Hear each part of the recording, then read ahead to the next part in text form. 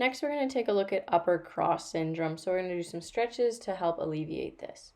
We're going to first hit our neck extensors. So these are the muscles that live in the back of our neck. And what we're going to do is put our neck into flexion to help elongate those muscles and help us get a nice good stretch for them. So what you want to do is interlock your fingers and then place them on your upper neck, and your lower head area. And then you're just going to let the weight of your hands bring that chin to your chest, and you should feel a nice stretch running down the back side of your neck. So we're going to hold this for 30 seconds, and you're going to do it twice. Another part of the neck we can hit is more of that lateral neck. So what you're going to do is get into lateral flexion. What I like to do for this is I place the palm of my hand, I kind of put it on the side of my head so my finger is touching the tip of my ear.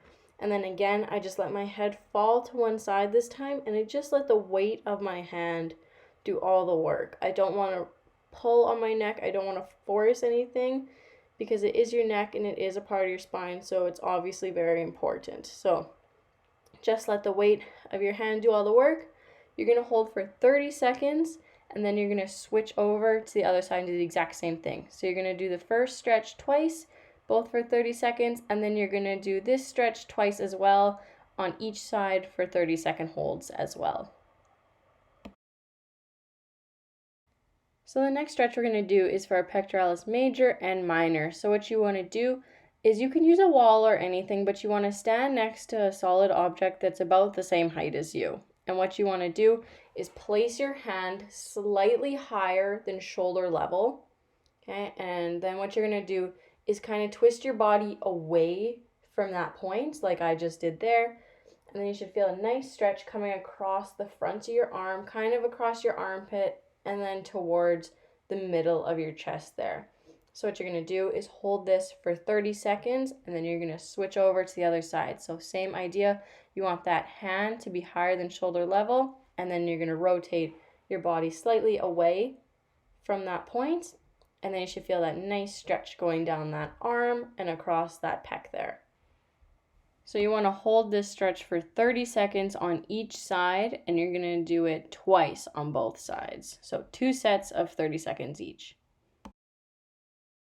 The last stretch you're going to do is for our upper traps. So these often get quite tight on lots of people who work at a desk all day, or they're sitting lots looking at a computer, because it's when those shoulders like to come up towards our ears.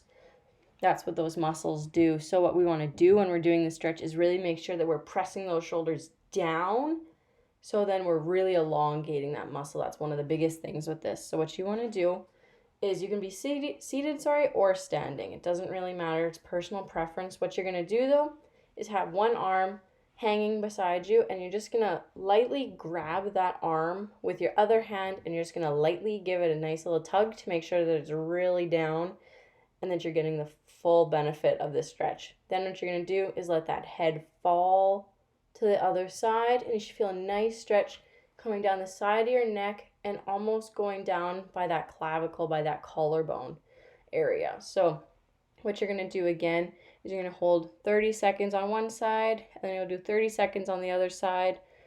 And then what you're going to do is you're going to do this twice. So again, just like all of our other stretches, hold for 30 seconds, switch to the other side, another 30 seconds, and you're going to do that for a total of 2 sets.